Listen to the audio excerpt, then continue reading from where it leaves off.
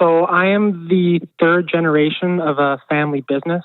We're in the tourism sector. We operate seasonally for 6 months a year. I'm currently one of two managers, and our parents are the shareholders. We have about 15 employees. And in terms of the business in 2024, we did 3.1 revenue, and 2 million of that was net after tax. And the business itself it's a great business, but there's a lot of internal fighting, as it's my father and his sister. And now that we're on to the third generation, her kids, there's 4 of them and there's 2 of us. And there's just a lot of conflict with the operation and whatnot of the business. And so the question I'm trying to get to is, we're at the point where we would like to either be bought out or buy them out.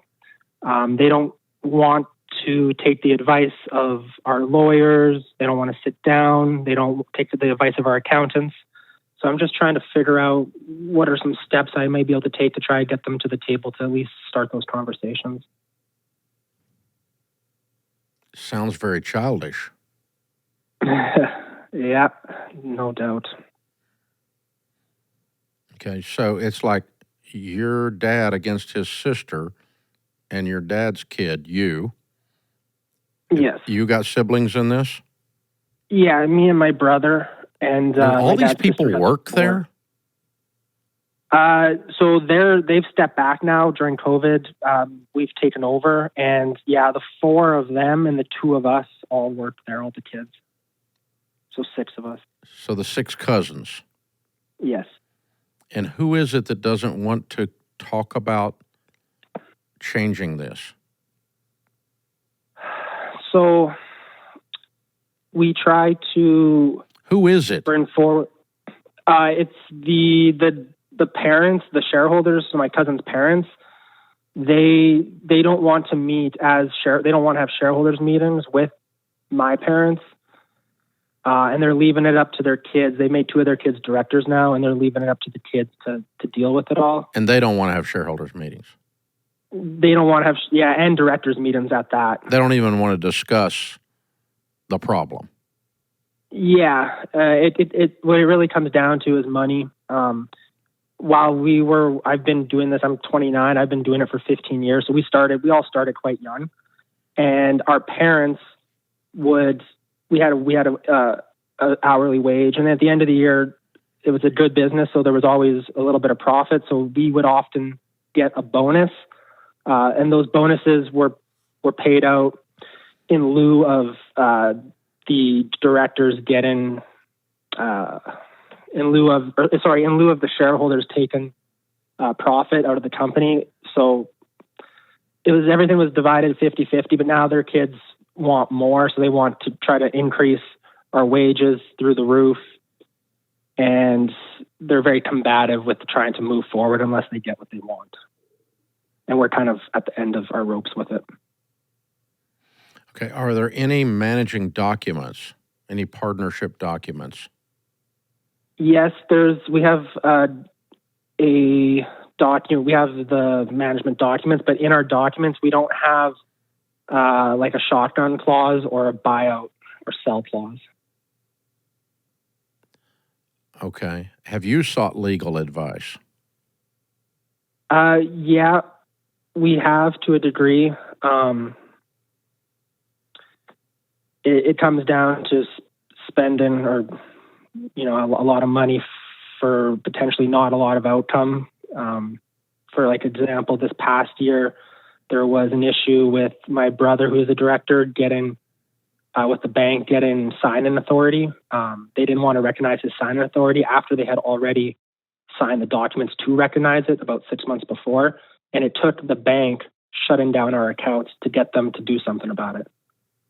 So I'm just a little bit of a loss there. But when we talk amongst ourselves, we're kind of coming to the same conclusion that we may have to go more of a lawyer. I don't know much about law in Canada.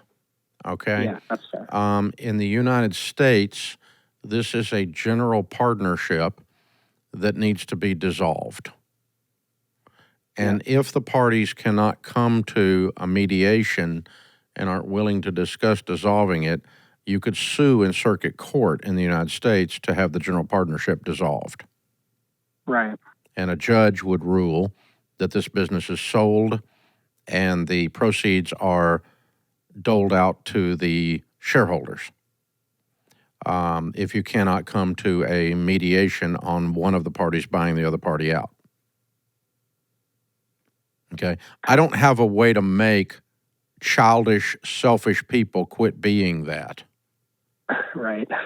I'm sorry. I wish I had. If I had that magic wand, I'd be able to bail money. But but yeah, it's I don't understand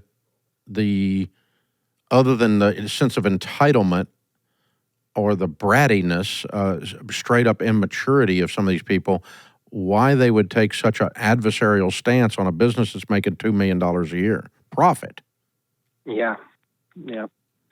So I think I'm going to investigate if that is a possible move in Canada.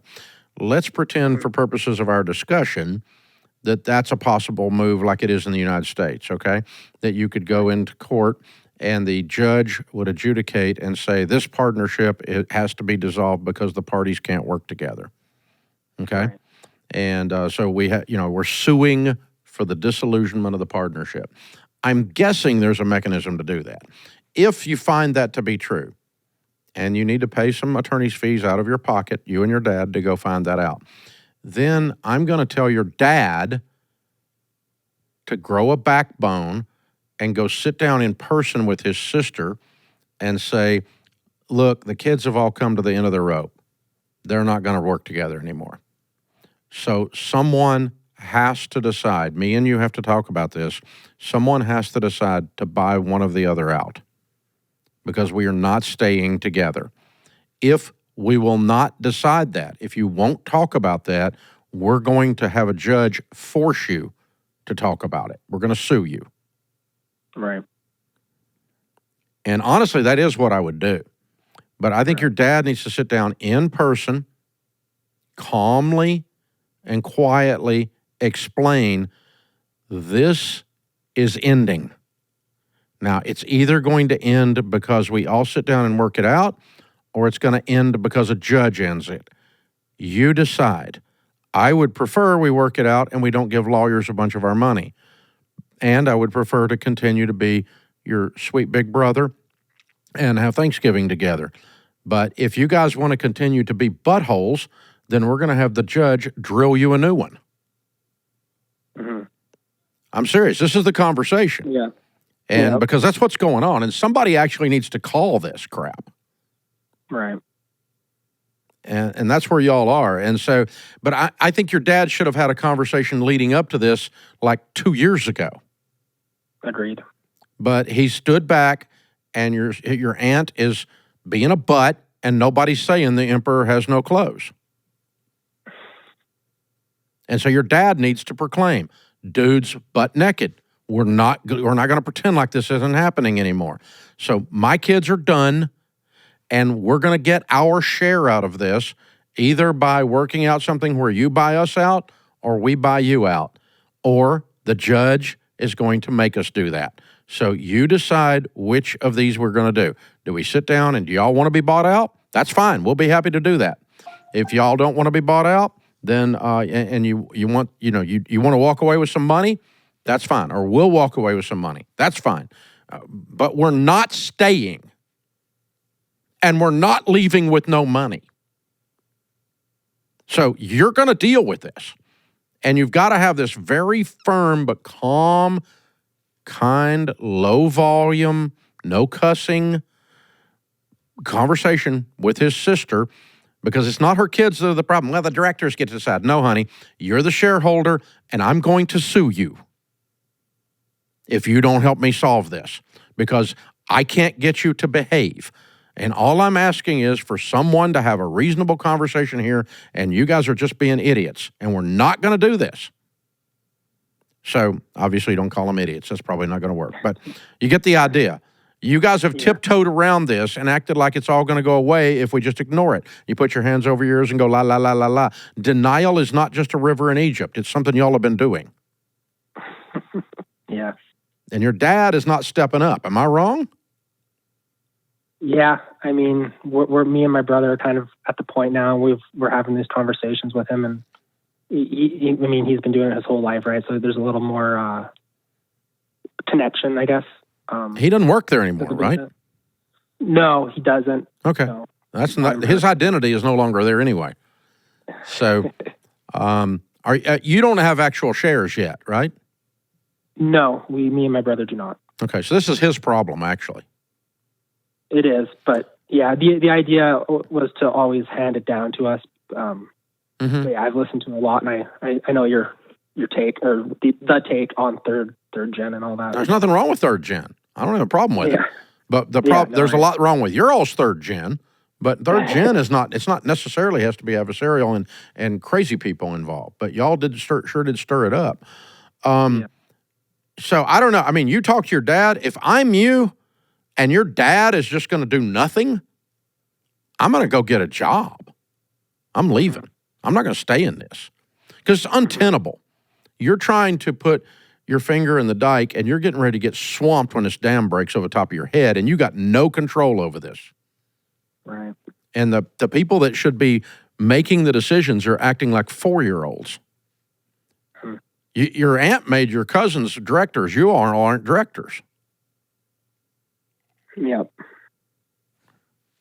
Yeah. Something's got to move here, man. So this thing of waiting on this to get better on its own is an unrealistic hope called a dream. It's turning into a nightmare. It's not going to get better on its own. You guys are going to have to drive the truck through the front window, and something's going to change. So maybe your dad won't deal with it, but if I'm you, I'm not staying. If he's just going to stand there and watch these people that because they happen to have hit the DNA lottery run this thing into the tank while you're over here working your butt off trying to hold it together with baling wire and duct tape, no thank you. That's too much stress for no money.